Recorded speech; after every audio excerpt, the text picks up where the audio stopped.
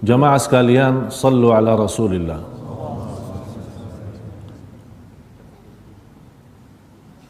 Pertemuan yang lalu kita sudah sama-sama mempelajari kejadian jubaan terhadap Rasulullah sallallahu alaihi wasallam saat menuju ke At-Taif. Bagaimana cara mereka ahli Taif, keluarga Taif melembar Rasulullah sallallahu alaihi wasallam, dan kita sudah sama-sama mempelajari doa Rasulullah sallallahu alaihi wasallam saat dia dalam kondisi sedih habis terjadi menghadapi kesusahan di kota Taif. Danlah terjadi Isra Mi'raj sebelum hijrah Rasulullah sallallahu alaihi wasallam kurang lebih 1 tahun. Ada yang berkata terjadi Isra Mi'raj di bulan Rajab. Ada yang bilang 17 bulan Rajab, ada yang sampaikan 27 Rajab. Sebagaimana dijelaskan oleh Al-Imam Ibn Hazm rahimahullah, memastikan kejadian Isra Mi'raj itu adalah 27 bulan Rajab. Kondisi keadaan Rasulullah bersama manusia di bumi, diusir dari Makkah, ditolak dakwahnya, diberbuat macam-macam kehinaan, kemudian melarikan agama kepada kota At-Taif untuk mengajak mereka berislam dan beriman. Malah Rasulullah SAW mendapatkan cubaan yang lebih parah dan berat daripada kufar Quraisy, dilembar Rasulullah SAW sampai berdarah sallallahu alaihi wasallam. Terjadi hikmah Isra Mi'raj atau kejadian peristiwa Isra Mi'raj, Allah memberikan peringatan kepada Rasulullah, memang kalau manusia di bumi tidak menghargaimu wahai Rasul, ada malaikat dan ada ahlus sama, ahli langit yang mau menghargaimu ya Rasulullah. Menghilangkan rasa kesedihan, mengangkat kesusahan, merubah wawasan dan juga menenangkan hati Rasulullah sallallahu alaihi wasallam. Perjalanan kebiasaan Arab atau Quraisy dari Makkah sampai menuju Al-Masjid Al-Aqsa 1 bulan jalan, 1 bulan balik Makkah. Berarti 2 bulan perjalanan. Rasul sallallahu alaihi wasallam dalam sebentar waktu dari waktu malam, bukan sepanjang malam, sebentar waktu dari waktu malam, Rasul boleh dari Makkah sampai Al-Masjidul Aqsa, kemudian yang lebih jauh lagi dari Masjidul Aqsa sampai langit yang ke-7, inda sidratil muntaha, indaha jannatul ma'wa. Allahu Akbar. Kalau kita berfikir dengan akal manusia, tidak boleh terima. Mana boleh orang yang berjalanan dari Makkah Masjidul Aqsa 1 bulan, ini Rasulullah cuma sebentar saja. Rasulullah SAW bersama malaikat Jibril naik Al-Buraq. Al-Buraq itu sebuah binatang, ada yang berkata kuda, ada yang berkata di bawah kuda. Jadi bukan kuda, bukan binatang-binatang lain yang agak mirip-mirip sedikit sama kuda. Tapi kalau dia 1 langkah, sepanjang mata melihat. Itulah 1 jar. Jadi panjang mata, coba kalau anda lagi berdiri di jalan, sepanjang mata anda lihat ke mana, berapa kilo? 10 kilo? 20 kilo? Udah, ini 1 langkah. Berarti sebentar sampai. Rasulullah SAW malam hari bersama malaikat Jibril sampai ke Al-Masjidul Aqsa. Rasulullah SAW di saat itu memimpin para nabi dan rasul seluruhnya. Ini di luar kekuasaan kita. Itu adalah kekuasaan Allah. Allah maha mampu mengumpulkan seluruh para nabi dan rasul di Masjidul Aqsa menunggu Rasulullah SAW datang dan Rasulullah menimami mereka. Dan ada dasarnya di surat Ali Imran ayat 81 sama ayat 82. وَإِذْ أَخَذَ اللَّهُ مِيثَاقَ النَّبِيِّينَ لَمَا آتَيْتُكُم مِّن كِتَابٍ وَحِكْمَةٍ ثُمَّ جَاءَكُمْ رَسُولٌ. Allah menjelaskan di ayat itu kedatangan Rasul saat berkumpul para nabi. Tafsiran ulama, berkumpul para nabi itu ada dua kali. Yang pertama masih di alam ruh, belum diciptakan Allah Subhanahu wa taala apa-apa, mereka masih di alam ruh. Allah kumpulkan para nabi dan rasul dan mereka akui dan baiat kepada Rasulullah SAW sebagai rasul akhir zaman. Yang kedua di Masjidul Aqsa waktu Isra Mi'raj, semua para nabi kumpul sejak Nabi Adam sampai akhir nabi, dan Nabi Muhammad SAW menimami mereka. Habis selesai itu namanya Isra. Jadi kalau dari timur ke barat atau dari utara ke selatan perjalanannya lurus, itu namanya Isra. Tapi kalau naik namanya Mi'raj. Habis selesai salat Rasulullah SAW, naik bersama malaikat Jibril. Dan tidak ada manusia selain Rasulullah yang boleh sampai ke posisi yang tertinggi di alam semesta ini. Hanya Rasul. Setiap sampai ke langit, ada satu riwayat, di riwayat Imam Ahmad dalam musnadnya, ada riwayat-riwayat yang lain dijelaskan antara langit pertama sama langit yang kedua 500 tahun jaraknya perjalanan. Luasnya satu langit luasnya 500 tahun. Coba bayangkan berapa kita hitungkan. Tapi Rasulullah SAW boleh dalam sejekap waktu sebentar saja sampai. Setiap dapat masuk langit pertama yang namanya langit dunia, ada pintu-pintu. Malaikat Jibril tutup pintu, minta izin masuk. Ada juga kawal. Ini langit, jangan fikir kawal di bumi saja. Ada juga di langit ada kawal, ada polisi, ada malaikat jaga. Ini tidak orang sembarangan tidak boleh masuk. Malaikat Jibril tutup pintu, minta izin masuk. Ditanya sama yang jaga, siapa? Dia jawab, saya Jibril, bersama saya Muhammad sallallahu alaihi wasallam. Langsung dibuka. Memang kami diizinkan dan diperintahkan untuk buka untuk Muhammad sallallahu alaihi wasallam. Naik. Rasulullah SAW berjumpa di langit yang pertama Nabi Adam. Nabi Adam ada cerita kalau beliau melihat ke sebelah kanan senang, senyum. Begitu dia lihat ke sebelah kiri, maaf ya, sedih. Ditanya, Rasulullah SAW bertanya kepada malaikat Jibril, ini siapa? Ini Adam. Terus kenapa kalau dia lihat ke kanan senang, kalau lihat ke kiri nangis dan sedih? Kalau dia lihat ke sebelah kanan, dia melihat keturunannya yang masuk surga. Begitu senang dan bangga. Mudah-mudahan kita termasuk yang sudah dilihat oleh Nabi Adam.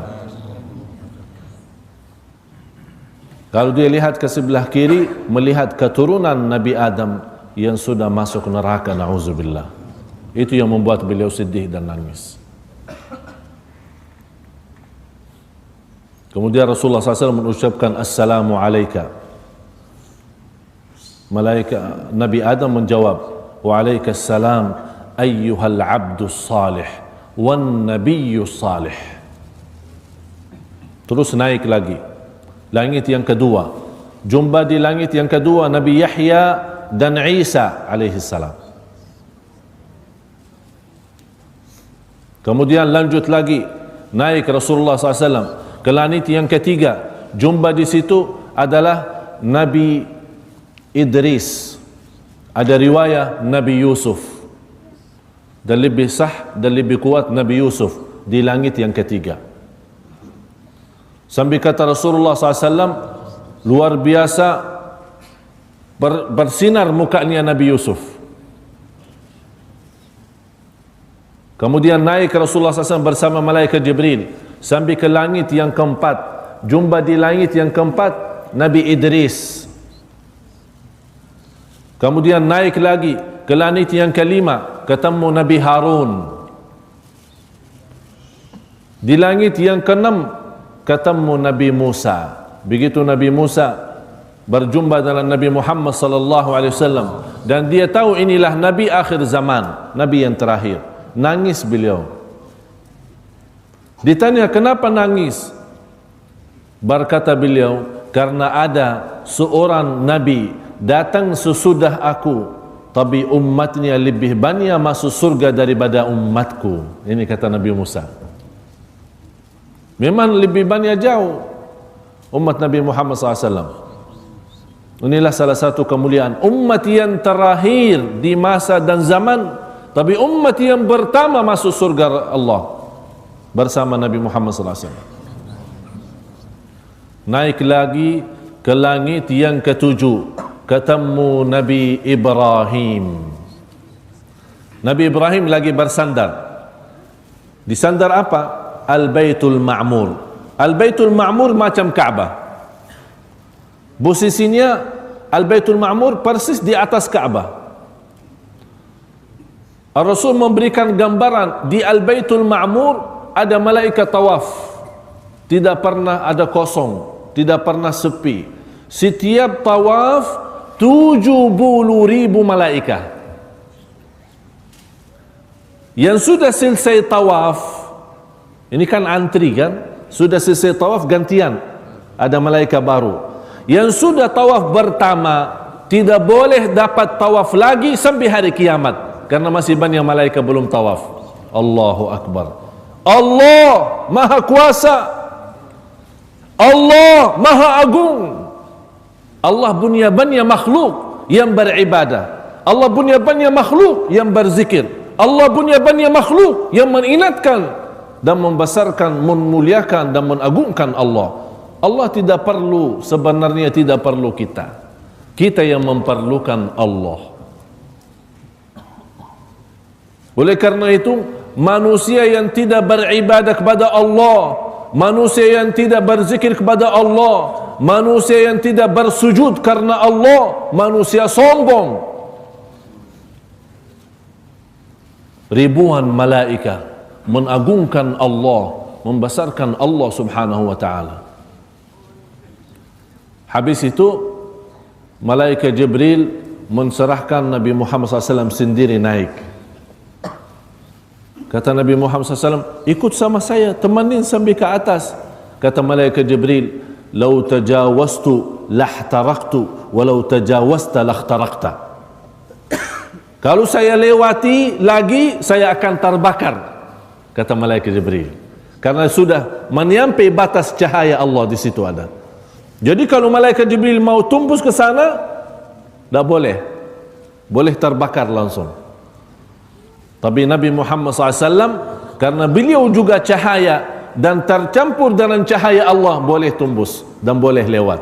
Rasulullah saja sallallahu alaihi wasallam.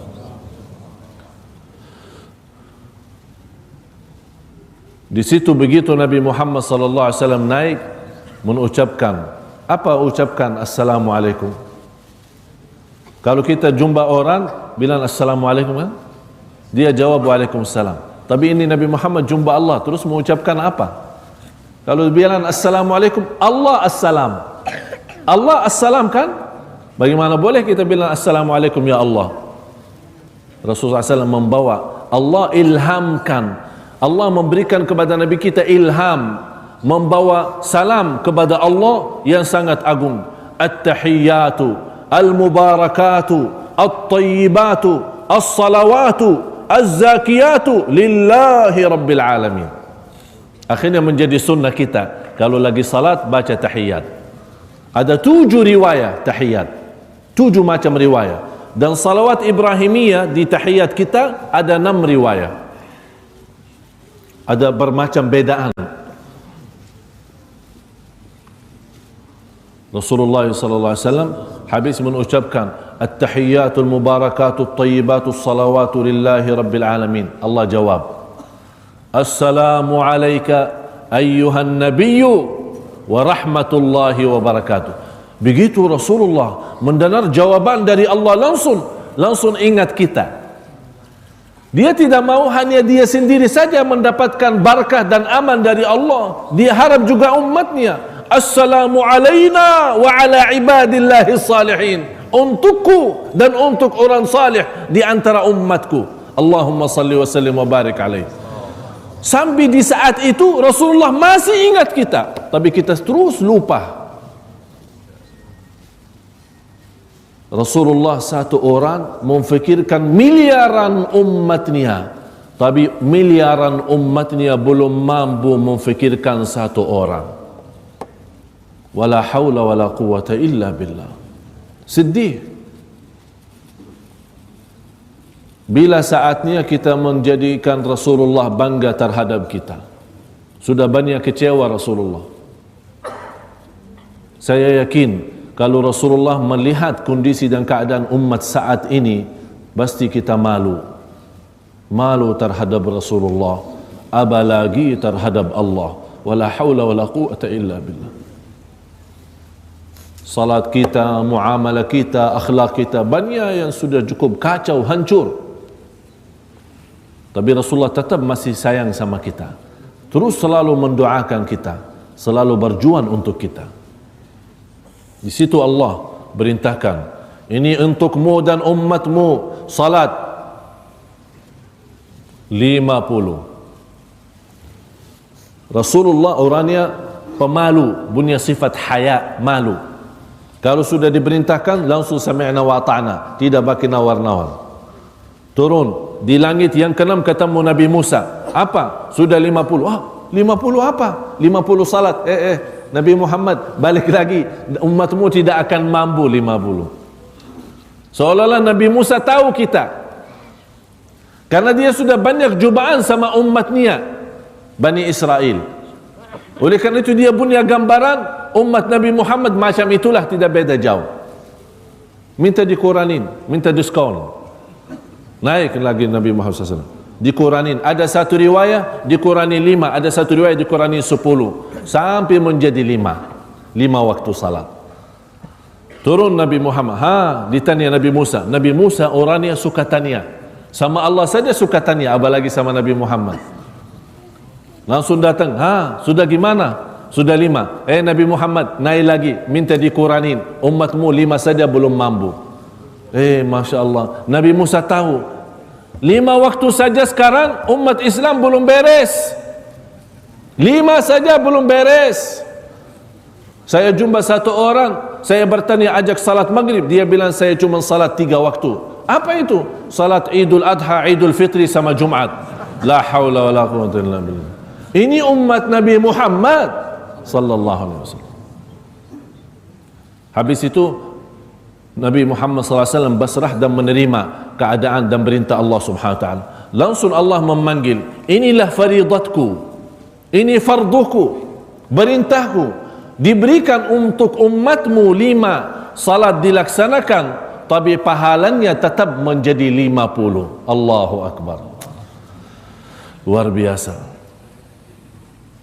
Dan banyak hal yang dilihat oleh Rasulullah SAW bukan menjadi bahasan kita. Rasulullah SAW turun sampai ke Masjidil Aqsa dan kembali kepada tempatnya di Makkah.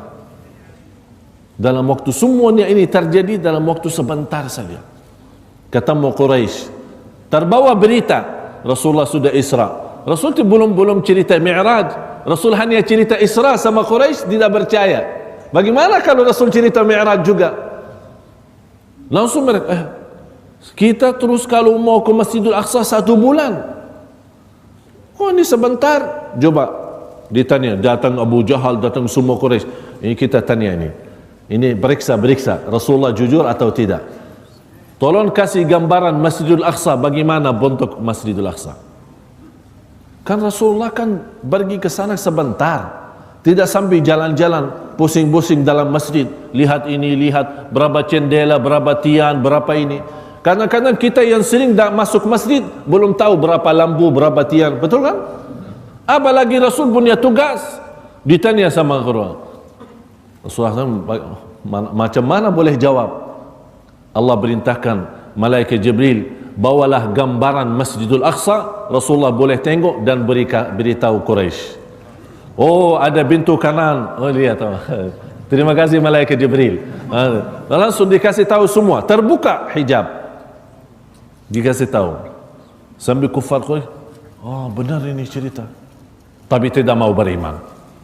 Tetap tidak mau beriman. Langsung dipanggil Abu Bakar Siddiq. Cuba, ini Abu Bakar kan kawan Rasul yang paling akrab, paling dekat. Cuba lihat, cuba inti punya kawan ini katanya sudah ke Masjidil Aqsa. Bisa masuk akal ini? Boleh diterima? Apa kata Abu Bakar? Siapa yang cakap seperti ini? Oh, ini inti punya kawan Muhammad sallallahu alaihi wasallam. Kata Abu Bakar, kalau dia bercakap seperti ini, saya percaya. Udah selesai, dah ada. Dia juga sama-sama gila katanya. Dari situlah Abu Bakar Siddiq dipanggil, diberikan gelar As-Siddiq, yang selalu terima apapun yang datang dari Rasulullah SAW. Habis kesedihan, banyak masalah yang dihadapi Rasulullah SAW di Makkah dan di At-Taif, Rasulullah SAW mulai senang hati dan berlanjutkan dakwahnya sampai datang 1 Rabiul Awal, berjalan Rasulullah SAW hijrah. Memang terjadi hijrah itu bukan 1 Muharram. Terjadi hijrah 1 Rabiul Awal. Rasulullah berjalanan selama 12 hari sampai ke Madinah tanggal 12 Rabiul Awal, hari Senin. Rasulullah sampai ke Madinah. Tapi kenapa terjadi Muharram menjadi 1 tahun baru, dinamakan tahun Hijriyah? Karena inilah hitungan sahabat habis sepakat, habis masywarah, karena terjadi hijrah di bulan Rabiul Awal. Tapi langkah pertama, proses awal untuk hijrah adalah Bai'atul Aqabah. Yang pertama sama Bai'atul Aqabah yang kedua, itulah terjadi di bulan Muharram. Disitulah hitungan antara Sayyidina Ali bin Abi Talib kemudian Sayyidina Umar bin Khattab, akhirnya menjadikan Muharram adalah masuknya tahun baru Hijriyah. Perjalanan hijrah, peristiwa hijrah sambil Rasulullah ke Madinah, apa yang terjadi semua kita akan ceritakan lebih dalam, lebih lengkap lagi dalam pertemuan yang akan datang. Mudah-mudahan diberikan oleh Allah Subhanahu wa taala sama-sama ilmu bermanfaat, dan mudah-mudahan kita mendapatkan barakahnya, kita sama-sama mempelajari sirah yang termulia, yang tersuci Rasulullah sallallahu alaihi wasallam. Inna Allah wa malaikatahu yusalluna 'alan nabi ya ayyuhalladzina amanu sallu 'alaihi wa sallimu taslima. Allahumma salli wa sallim wa barik ala sayyidina